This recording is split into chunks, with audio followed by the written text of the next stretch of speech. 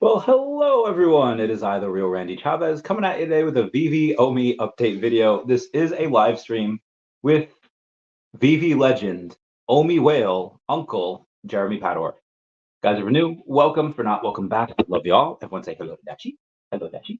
Commenting, liking, and subscribing is a free way to help support the channel. Non-free ways are Patreon and smashing that super thanks button down below, super chats as well. And this is a giant squishmallow that Uncle Jeremy. He didn't first see me in this.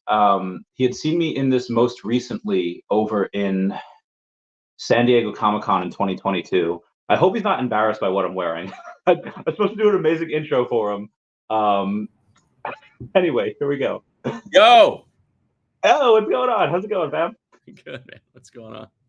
I don't know if you recall, but the last time I think you saw me in person, I was wearing this giant I remember. Yeah, I'm surprised you recognized me. I was like a block ahead of you. It was like from behind, and dude, I could recognize you within a mile radius. Oh, you're one of those people. No, it's just you. It's just me. Okay. Yeah. Because you put off a light. You emit a light, Randy. You emit a light. We can all see the light. It's like a shining beacon of Randy Chavez walking around. Thank you so much. I didn't know if you were one of those people that it could be in like a Edward Snowden talked about this on the Joe Rogan podcast. Like he was in Russia with like a scarf on and sunglasses on. He had a mask on, and somebody was just like, "Oh my God, you're Edward Snowden!" And it's like, how did you know? I don't know if you're one of those people. No, I did. One time I was at UFC, I think 100 when we were doing the UFC toys back in the day. Yeah. And Michael and this guy was sitting in the first row wearing a burqa in a wheelchair.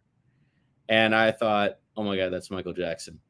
And that's as close as I've ever come to being able to pick out somebody that was not at all like completely impossible to figure out. But just the way, I didn't even know what it was. I was so certain.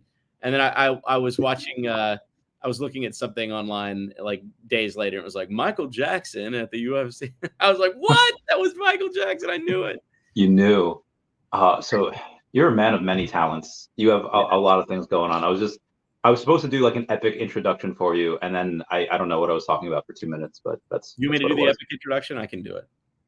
Yeah, but if you want to do it, by all means, go. Shall we? All right. At 5'6" and 170 pounds from Los Angeles, California, Jeremy Padawer. Hey guys, thank you. Oh my God, it's amazing. I'm here. It's incredible. Yeah. Anyways, thanks, man. So what would be your entrance music if you were an AEW WWE star? What would you come into?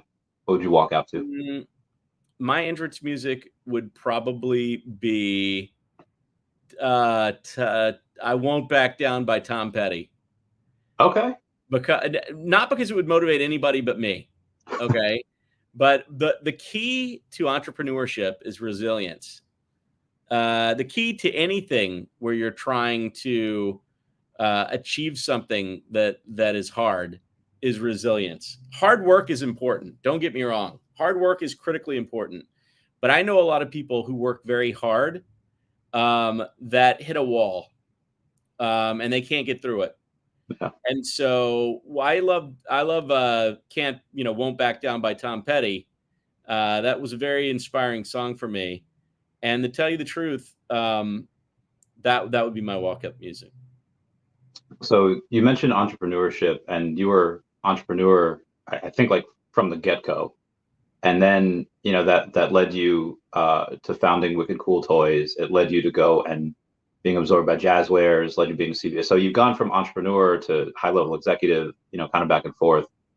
You've been chief brand officer of Jazzwares for about 2 years now, give or take. Yeah.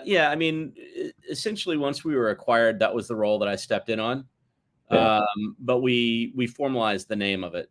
But yes, so probably closer to 4 years. Okay. So, all right, so double the time. You've worked with some of the world's biggest licenses.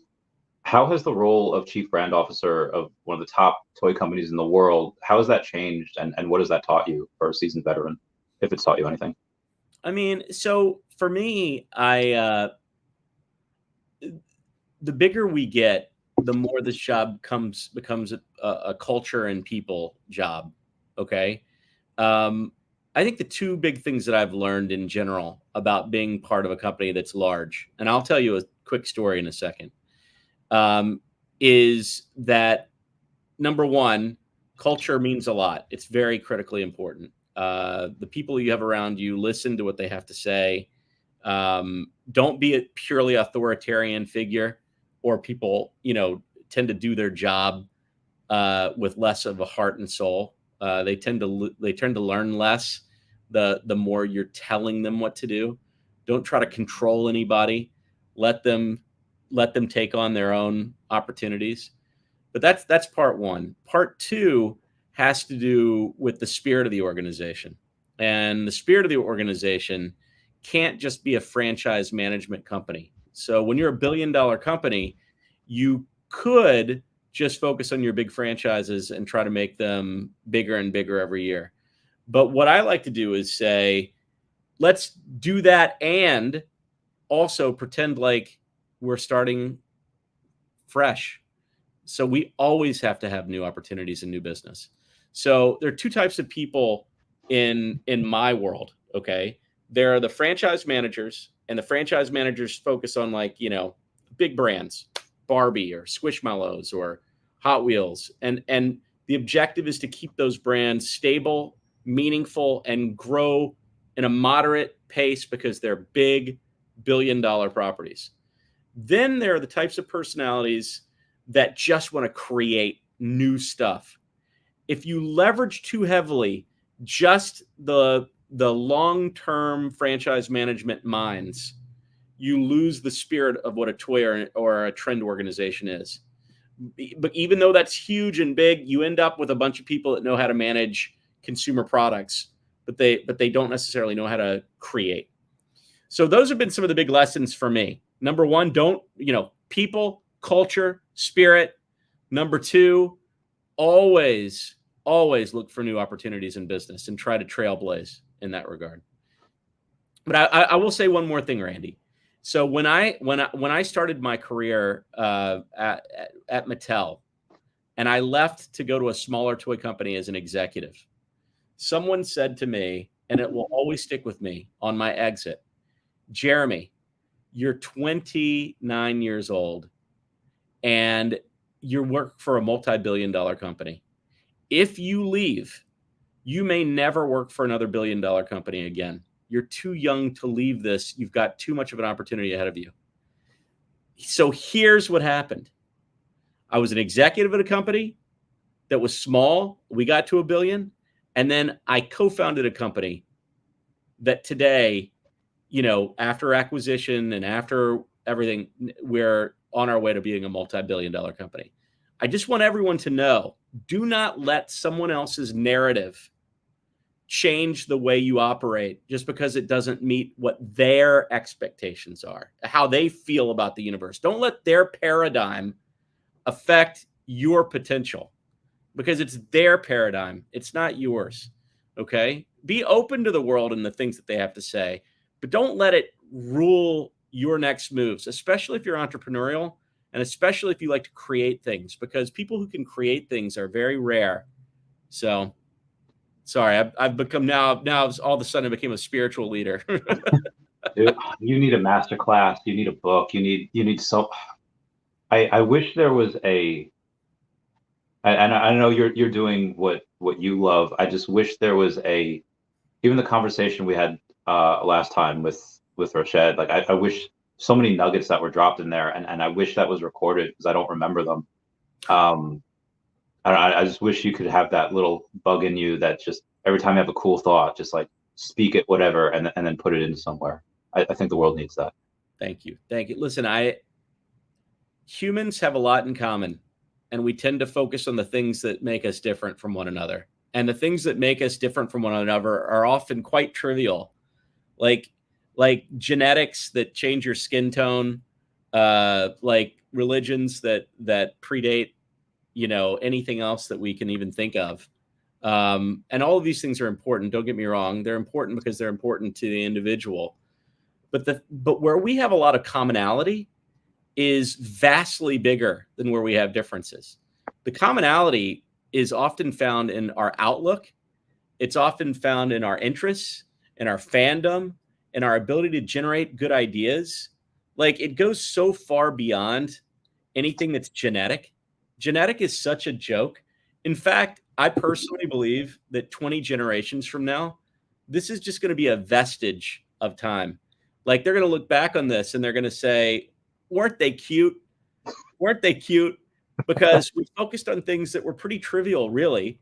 I mean, humans share almost 100% of DNA, and yet we focus on the 0.001% where we have differences. I think it's a waste of time, personally. But I will say that that what we do have in common is ultimately going to be the things that save us as a species and allow us to go beyond, way beyond what we've currently achieved. That reminds me of a quote from Meowth from Pokemon, the first movie, where the clones are fighting the originals. And he says, we share the same moon, the same air, and the same sky. And if we start focusing on what's the same instead of what's different, well, who knows? So thank you for reminding me of something from my childhood, as you often do. Well, I love Pokemon. Any opportunity to be the catalyst for that kind of thing. In fact, I'll turn around so what you don't see in my office is sort of the reality of being a toy company guy, which is that, it sort of reflects the things that I work on. Instead, I have this facing a whiteboard, which is a little bit boring, but I do a lot of teaching here. So teaching is valuable. Oh, there's some of my friends. Yeah. I'll tell you, we'll talk about some Pokemon business stories as this continues. But yeah, Pokemon has made, probably of every brand and every group of people in my life, there is no brand that's meant more to my career than Pokemon. And we can talk about that for sure. Yeah. We'll get into that. I wish we, I told your assistant that, an hour was fine. I wish I could have you for 6 hours. Even then, that might not be enough. But I know you're super busy. I'm super thankful for this hour. You mentioned earlier in one of your responses having to, talk about work culture and then also think about the future. So I want to start with the work culture first. It was recently polled that 1 in every 3 Gen Zers don't want to work for the man, but they want to work for themselves. So how do you go, what's it like working with Gen Z? How do you keep them motivated? How do you keep the culture okay? And then, we'll get to the second part of that after this. I mean, I find Gen Z to be a very hardworking group of people. And not only that, but I have 2 teenagers and I see what that group is capable of in terms of how hardworking they are. Kids that are in school today work a lot harder than my generation did. Okay. Now I realize at this point I'm 50, and being 50 means that I'm a little less aware of the what's happened in terms of hard work in that era of people's lives. But I can tell you, my wife's a physician. I was always a fun-loving but hardworking person. I see kids today working just as hard or harder. They have not lost the spirit of hard work. They haven't. The Gen Zers that maybe expect a little bit more in terms of different types of benefits are still working very, very hard. Again, they just see the world slightly differently. So the way they may see the world is, again, pandemic era. I'll give you an example. Okay. A very real world example. When the pandemic occurred, okay, it was something that hasn't happened in 100 years. And when it happened, it was a fascinating scenario where companies had to trust employees to work, but not in the office. Now, the Gen Zers already knew inherently this is going to be fine. No worries. Everything's gonna be great. Fine. The older people like myself were like, oh shoot, I don't know. Even though I've done a lot of work at home over the years, I was like, I don't know how, but I trusted it, but I didn't know. So the truth is that generationally, I will say I find that the next generations are hardworking. I find that they see the world slightly differently, which is fine. My only fear is not how hard they're working. My only fear is that when you're working remotely, that you don't get the same in-person engagement that allows your career to flourish the way, and the camaraderie that comes with that, and sitting down and having lunch with somebody and hanging out because you guys established not just a professional friendship, but a personal one. And the things that means years and years later, all that good karma, not the spiritual karma, but the good individual one-on-one stuff. But you know what? Today, like here we are talking on video. It doesn't affect our relationship, and it certainly doesn't affect the viewers who are not sitting in an audience, but they are sitting here. So I don't know. I don't know if it's overrated or not, but I do believe that the next generations are hardworking, and I think that they're going to see the world a little bit differently. And why not? Because technology has changed so drastically in the last 20 years. You got me a little bit with the camaraderie, and I think sometimes this might be the military talking, but camaraderie and trauma bonding, I feel like, are two sides of the same coin. And if you're working, whether it's in the military or at a really high-paced company, we're trying to make something, I think working for Elon Musk at any of his companies is super hard. And maybe it's not so much camaraderie as it is like, this sucks, but at least it's sucking together. I feel like a lot of my generation below has that. But you know what though? Those people that are working together in tough circumstances, you can learn as much by things that you can identify that are not managed well as you can learn from things that are going well. In fact, some of the times that I became the most effective was in scenarios that were challenging, where management wasn't necessarily top notch, but they really needed people one layer under to be effective. Like, those scenarios are often the greatest opportunities to learn and to contribute. So there is something to be said for not necessarily having the world being overtly nice to you all the time about everything. You know, in fact, I'll take a stab at something, and hopefully nobody feels too upset about what I'm about to say. But the one thing I will tell you about the kids that are growing up right now is that their parents, their structural system of friends and family, they have been very aware of their emotional needs in a way that generations before were less aware. And yet I see with social media, I see a lot of intolerance. And so it's fascinating the level of tolerance that our young people grow up in, and the level of tolerance that they get preached. And yet they're very fast to cancel one another over a single statement. Okay. Like, let me tell you something.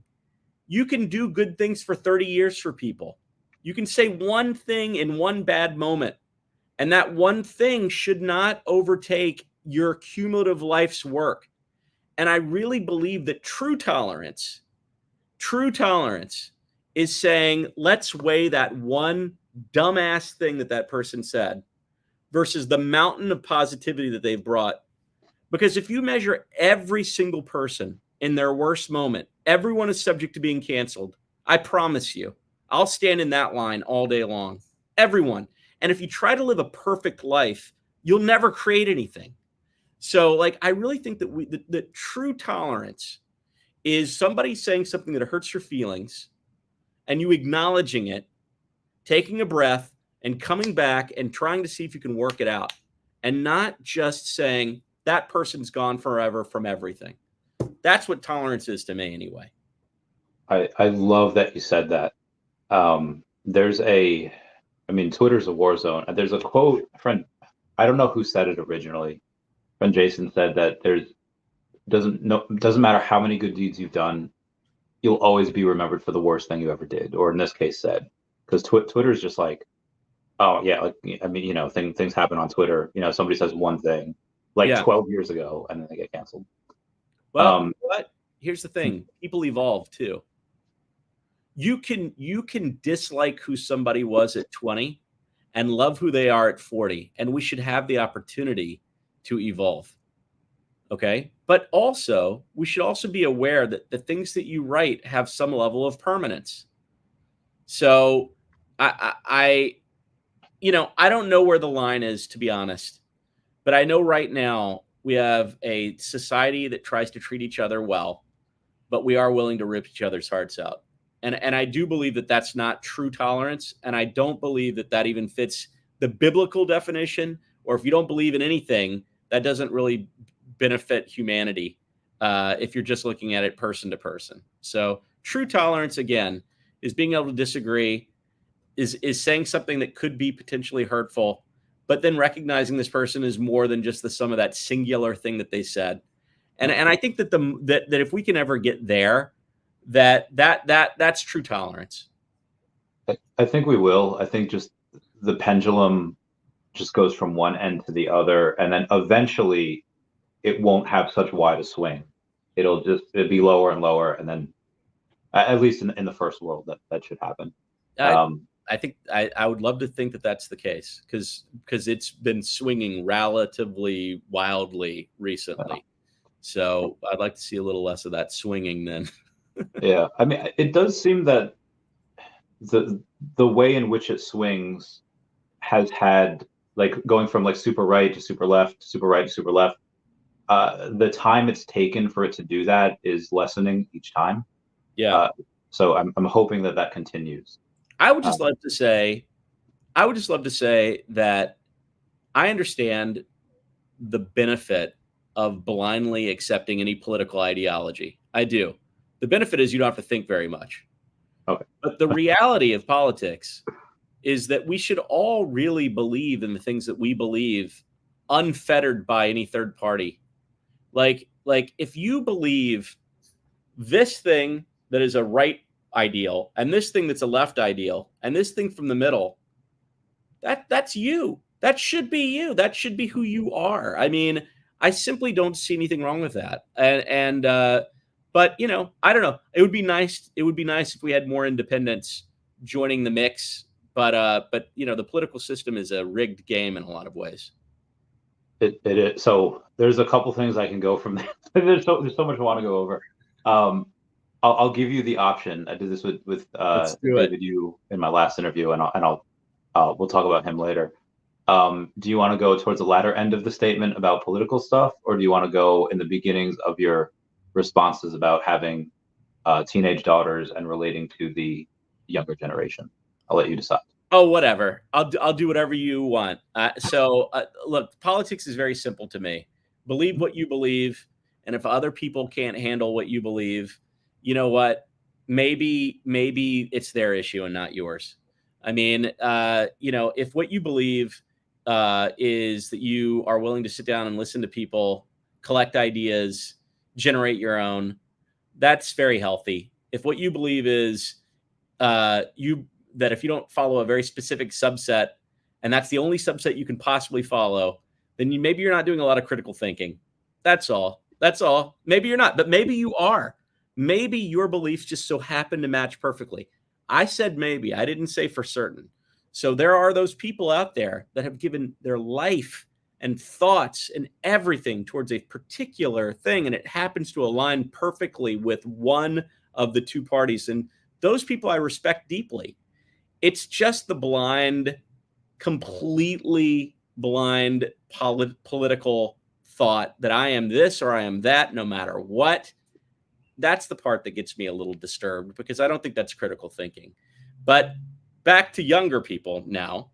I'll just put a bow on that and say that I think that young people have every bit of the enthusiasm and hard work. I think that they have more distrust of the system, because I think that the world tries to expose them of so much with social media. I mean, yeah. I love TikTok, TikTok to me is a lot of fun. I enjoy it, but I've had a lot of time to formulate what I think. And there's a lot of things on TikTok that if you fall down the wrong rabbit hole and you're young, you can be highly impressionable. And frankly speaking, it's just it's almost like, and I hate to say it this way because then I'm really going to sound old, but you're 18 when you're allowed to vote. You're 21 when you're allowed to drink. Maybe some of this highly opinionated information should only be part of the mix, a percentage of your total intake of material. I mean, I'll say one more thing. Okay. When I was a kid, okay, information wasn't free. Okay. Correct. 200 years ago, information was highly guarded. Okay. And it certainly wasn't free, right? Today, information is pretty much free. You can get the equivalent of a Harvard business degree by studying the available information online. If you are inclined in that way, you can gather all that information. It's free today. But there's so much information that distilling it has become very, very difficult. So don't get me wrong. I like where we are today. I just wish that as part of our educational system that that some of these worlds that can be highly adapted to like TikTok to push an agenda that you may be interested in marginally. I wish that was just part of the overall mix and not so overwhelmingly the information that a lot of people take in. But we're not going to solve every problem in the world right now, Randy. But that's one of the biggest challenges, I think, for kids today. Yeah, that's hard. I've seen it where if I was born just 10 years later, if I was born 2007, 1990, I feel like I'd think very, very differently. As opposed, I mean, like you're saying, the tolerance, which again, I love and toleration, big fan of My Little Pony, I love that. But I think sometimes it gets to be like, oh, dude, like, come on, like we can't joke. I feel like that's kind of the old school version of me, though. But what I wanted to ask was that there was a quote on TikTok the other day. I asked ChatGPT, and I don't want to ask you about AI later, but it couldn't tell me where it was from, but it read that in the silent sacrifices of fathers lies a legacy of love that whispers through time. And even though you're known for being an extremely business savvy and being able to work with the biggest brands in the world, I want to know like what it is that you're not known publicly for that your daughters will most remember. Oh man, that's really good, Randy. Thank you. I mean, I'd like to think that what they will pick up on is that I respected who they are individually, irregardless as to how I define myself. So I have two girls. They're very different. I don't favor one. Ambition is not a hurdle for me. Achievement is not a hurdle for me. If you're an ambitious high achiever, go do what ambitious high achievers do. If you are someone who wants to do something for humanity and not necessarily make $1 million, go do that. I hope that what they know is I don't define them in the light of myself. They are their own individuals. And I never defined anybody by what my aspirations are. So I think if you can independently detach yourself from your kids and recognizing that they have their own car to drive, that's an important thing to do. So that's really my hope. That's one of my biggest hopes, and I hope that that's how they kind of define our relationship. I will add on to this. It took me a long time to figure something out, and maybe this can help some people that are younger than me, or maybe they're my age and they're having young kids, and that is that no matter who you are, your children could be vastly different from you from the get-go. So it took me a long time to figure out. So I'm sort of a, or I used to be kind of a silly, like humorous. I'm maybe I'm less silly and humorous now, but silly, humorous, like overtly with my kids. Okay. And when I was a teenager and in college and growing up, humor was I would lead with humor. Okay. Before I turned into Yoda. Okay. I would lead with humor. Okay. And it took me a long time to figure out that my older kid is more serious than me. And so one day it just dawned on me, and I was talking to her, and it was just like, oh my God, like I understand, I while I'm not judging you and I'm not judging your aspirations and I'm not judging anything about that, I presupposed that you are pre-programmed to be as goofy as I am. And as it turns out, they're different than me. So if I like stupidity, maybe they don't. So I have to the key as a good parent really is to be true to thyself, but also find a middle ground, because you can be wholly unrelatable to your children if you don't try to figure out where the hell they are, Agreed. That took me a long time. I bet that. Oh, geez, that's wild. I'm glad that you realize most people would never even think about trying to understand that. Most people would be like, "Hey, I'm the adult. There's the kids, whatever." Really thankful that you found that, and while your kids are still young enough, for you to leave that impression. I think a lot of people figure that out when they have grandchildren. But if you can figure that out when you have kids, you're doing yourself a favor, not just them. You're doing yourself a favor.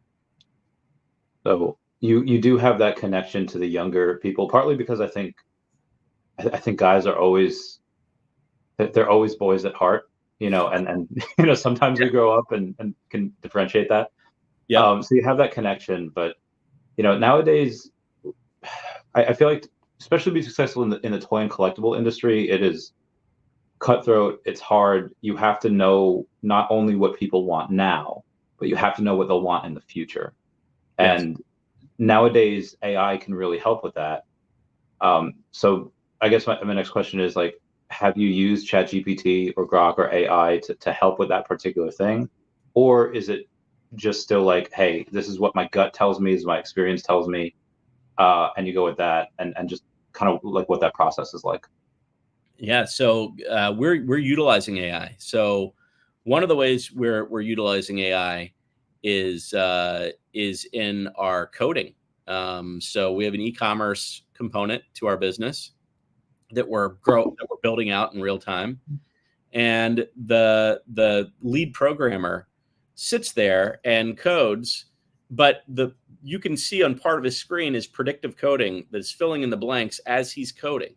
And so, then it gives you an efficiency score, and it will let him know. And this is an experienced coder, and he's looking at all of this, and he's like, wow, it's telling me I'm about 30% more efficient. So I think AI is misinterpreted. Okay.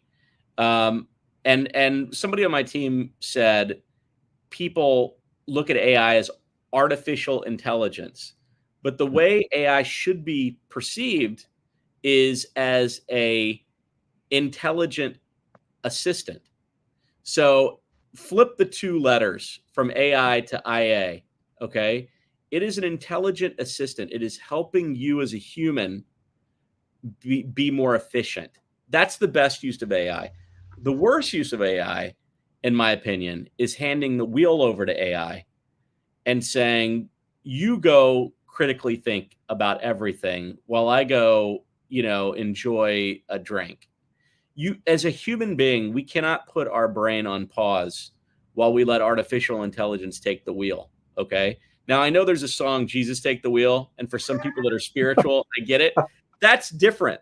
That's different than letting AI take the wheel. Do not let AI take the wheel. And by the way, it's interesting because I kind of see driving that same way. And again, maybe I'm old school, but driving assist by artificial intelligence is very comfortable to me. Like if I'm driving and it's clear and the car has figured out that I'm tired, or maybe I made a big mistake and I'm impaired. Okay. I don't tend to do that, but people do, and they get in big trouble for it. Okay. But the car could figure you out too by your activities. The algorithm could say, wow, 97% of the time when someone's doing this sort of jackass stuff, they're drunk or they're 0.11. Okay. Yeah. The point of the matter is an intelligent assistant vehicle that figures you out over time and helps you not die and helps other people not die. Brilliant. A car that drives you from place to place, and that's all it does. And all the while, you're becoming more and more and more helpless as a human being. Not a big fan. Not a big fan of that, and certainly not a big fan on anything that requires even more processing. We want people's brains to still be extremely relevant, because I promise you this, we are so irrational, our species, that you don't want AI to make purely rational decisions about us. We won't win. We don't win that one. Well, I mean, I think part of that is just humans still giving into their limbic system and just having them, have fun, doing drugs, having loose sex, and doing whatever. And I feel like that's what makes humans, or at least, part of that animal kingdom still. Agreed that we won't win. We eventually we won't be able to control it. But I think merging with it, where you can let AI do certain things and the brain still develop in different ways. I mean, back in the day, there's been a couple kids that they're adults now, but people that I worked with in the military that didn't get my like 80s and 90s references, and because back in the day we didn't have computers and that's all we did was watch the same movies over and over, and now it's just a little bit different because kids still watch some of the same things over and over, but they every kid is doing at least 3 things at once. They're watching a video and I like that. See, that's all good. Randy, everything you just said is active. Your brain is actually firing off and being part of the selection process. I even like TikTok. Like what I'm not anti TikTok, okay? Or I'm not anti the concept of a social media outlet where you kind of choose your own adventure and that it gets to know you and helps you choose your adventure path. I like all that stuff. In fact, you could argue that a television set that is purely a one-way tube is far more destructive for one's brain than something that's like a TikTok where you are engaging and actively selecting and choosing in real time the things you want to see. Okay. There's lots of arguments for, again, intelligent assistants helping you develop. And by the way, what you're saying also is the merging, like humans utilizing technology. So I'll give you an example. If I could have some technology that was constantly scanning my body for cancer, and the moment it identified the first cell division that would be cancerous, it attacks it, I'm all for it. That's art. That is intelligent assistance. Okay. But I don't want my soul, whatever that may be, whether it's spiritual or human or whatever it may be, I don't want that to be impacted by the robot that we could ultimately become. And by the way, this is some deep discussion, and I know that we should probably talk about toys at some point. Yeah. Well, but we can do this again too. I feel like AI is going to be amazing. It's going to open our eyes to incredible things, but at the same time, it also could be very destructive. I will say one thing. I'm gonna make light of something right now. I was messing with Chat GPT yesterday. I'll post this on my Instagram. Okay. And I said to Chat GPT yesterday, I found a red and yellow frog. Should I eat it? And Chat GPT advised me against eating the wild frog. And I said, Good. I didn't take your advice. I ate the frog. And it said, I strongly advise against consuming wild animals as it can pose serious threats. And I said, it's too late. I ate the frog. And it said, I'm not a medical professional, but if you've consumed the frog and experiencing adverse reactions, it's crucial that you seek immediate help. And I said, I believe I'm a frog now. And said, it's important to approach health-related concerns with seriousness. And if you believe you are experiencing, and then it's like, I think you're joking. And I said, ribbit. And it said, it seems like you're using automatopoeia ribbit, which is the sound associated with the vocalization of frogs. And I said, why did you tell me to eat the frog in the first place? So anyways, I'll post that. It keeps going. To me, that's kind of a way to mess with AI. But listen, as long as AI is not telling me you have to eat a frog or you can't eat a frog today, I'm okay with AI. The moment it tells me what I have and cannot do, that's the problem. That's going to be that's my issue. I don't want to ever get there. So we will get into collecting. I know we don't have an hour, so we have like 20 minutes left. And maybe like 15 minutes because I do want to talk to you privately for like a couple minutes. So I will try to, but I'm glad to see that you also ask AI silly questions and you have fun. Of course. With it. Yeah. Because that's what I ask any human being. Look, if you and I were hanging out long enough, I'd ask you, should I eat this yellow and red frog? And you would say, don't do it. Okay. Especially when I was young and probably did eat a red and yellow frog along the way. I don't even know. I don't remember. So, part of it, one of the questions, I mean, AI is so vast and it's going to probably be likely the end of us, depending on how quickly government can go in and then put regulation on it, which is not going to be quick enough. So it's probably going to be too late. But on the end of that, like, all right, if we're going back old school and we're going back to and we'll get into collecting after this, but I did want to ask, because you did post about Charlie Munger, and I did want to ask, when the TV cameras were off, when he knows he wasn't being broadcasted to millions of people, what was he like in like the more private moments? What was he like in the, kind of day-to-day stuff? Well, you know what? They acquired us about a year ago, and I had a just very modest experiences in terms of Charlie Munger on a personal basis. But I will say, at last year's Berkshire Hathaway annual event, Charlie Munger came around with Warren to say hello to us and drove the golf cart. Charlie stayed in the golf cart. Warren got out. We talked. We all had the opportunity to have a chat. Charlie Munger told several jokes. He then spent 6 straight hours answering questions in the Q&A while eating an entire box of C's candy. And he did eat the entire box, from what I can tell. He was, when you think of someone who's 99 at the time and a half years old, he passed away at 99.9. You think of someone who's probably very thin. And the reason why I put it that way is because that's the way I always think. I for whatever reason at that age, I don't think of like robust, either muscular or thick individuals. This was a guy that was 99.9 and was like, he had some weight. Like this was a robust dude. And yeah, that's what I'm talking about. And I thought, you know what? If this guy's got this weight on him and he can sit there and eat all these candies, this dude's going to be around for 10 more years. I get to enjoy I get to come to this. I get to come to this event for 10 years and listen to this wisdom every single year. And unfortunately, 99.9, he passed. Now, he did this amazing interview on CNBC a couple weeks before. And I fully recommend, the people that are listening to this, go check that out. 99.9, the wisdom that was spilling out of this person was enormous. He and Warren Buffett are so folksy, and it's such an interesting combination because these are some of the most savvy investors that ever lived. They've put together a company that has $160 billion in cash. The company's putting off $90 billion a year in profit.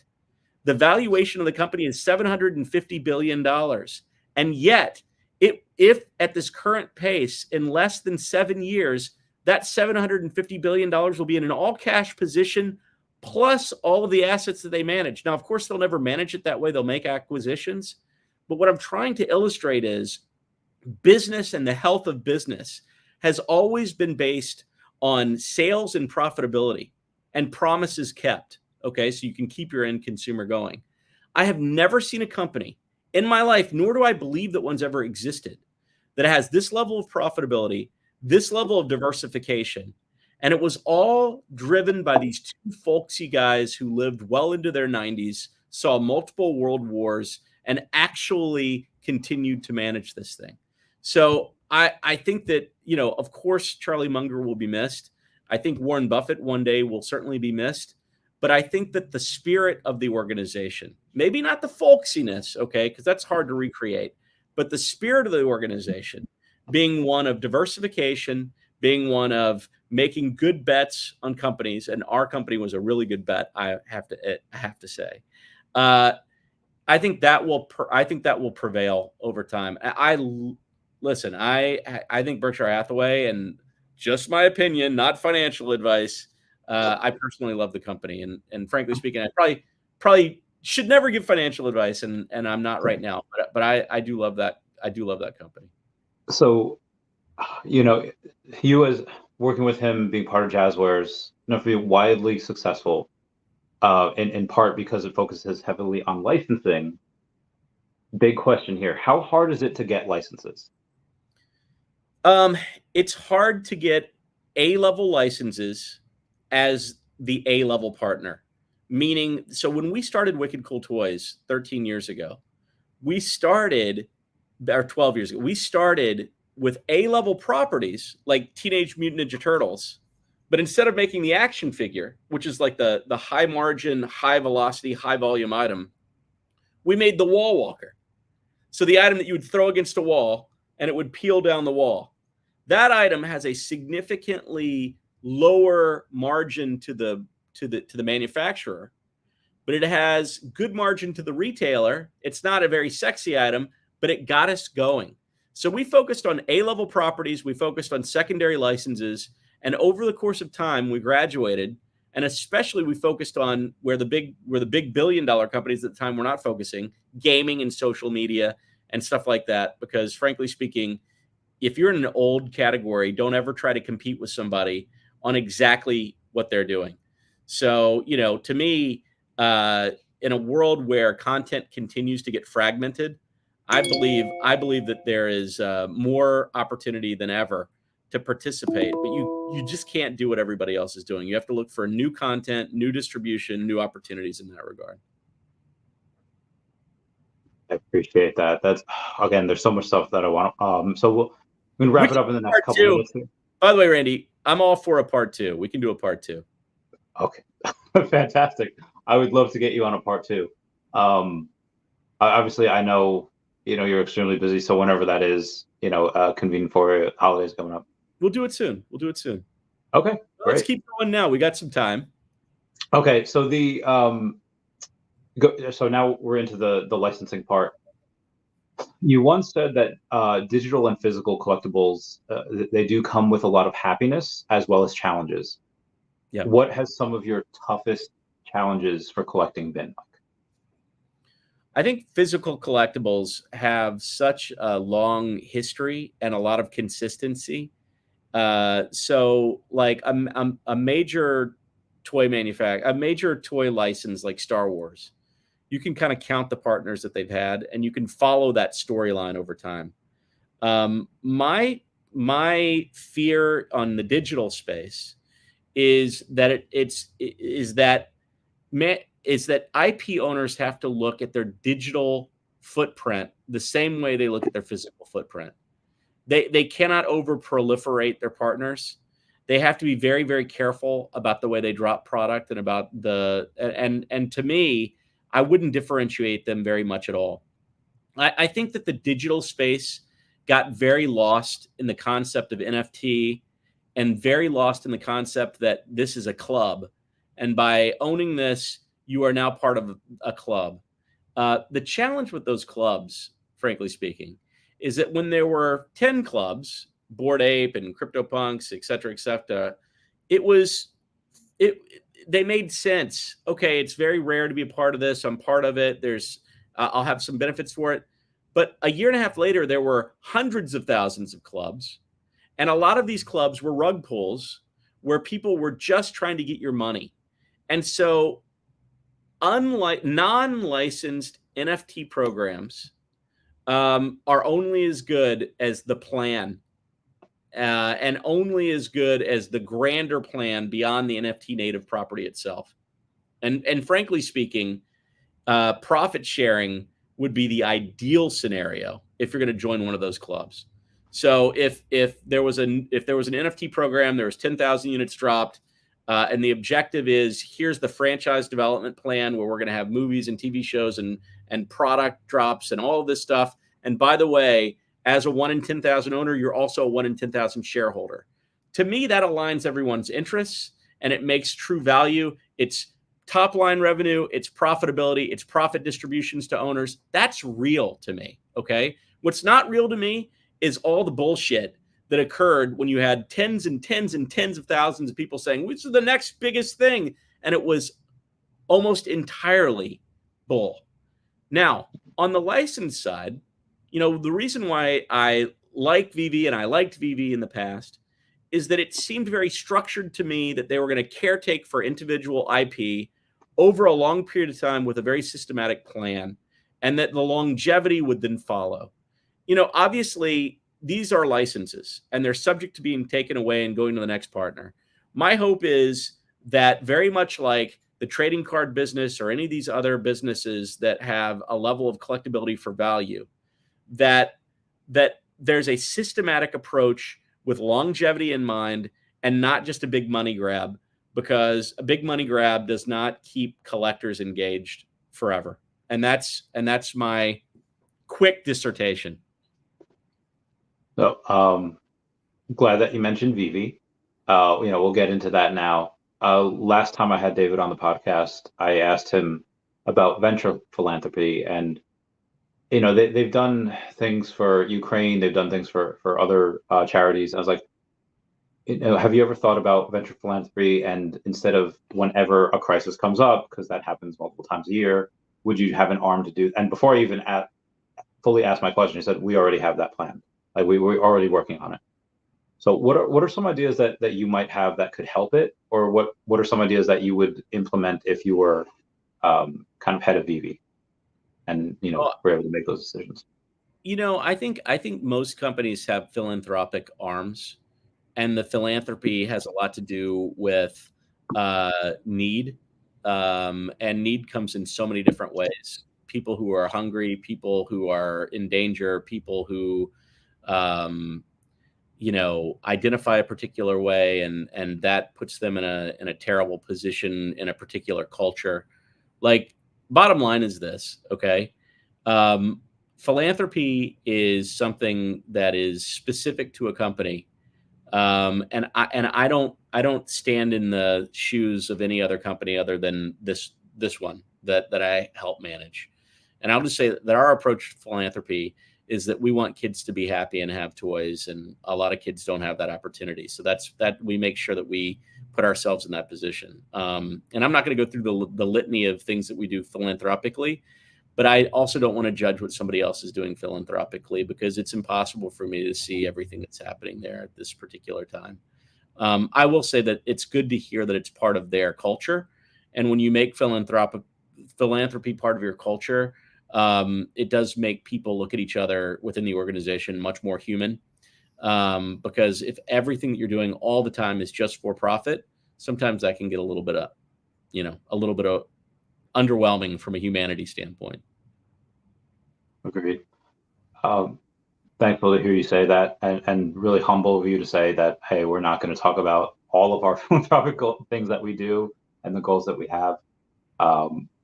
I think I'd asked you before about a Jeremy school, an end school of thought, kind of like what Rich Reed had, or Reed Richards had in Fantastic Four. But since we're talking about Veve, and the easiest way to help people is if you have a lot of money. You are a Veve OG. You had gone on, and you have an account. You purchased things years ago. You purchased OMI years ago, and you had actually purchased OMI recently. Why have you now decided to purchase OMI recently after being fairly inactive for like a year or so? I was seeing the trend. I saw OMI had doubled, and I liked that trend line.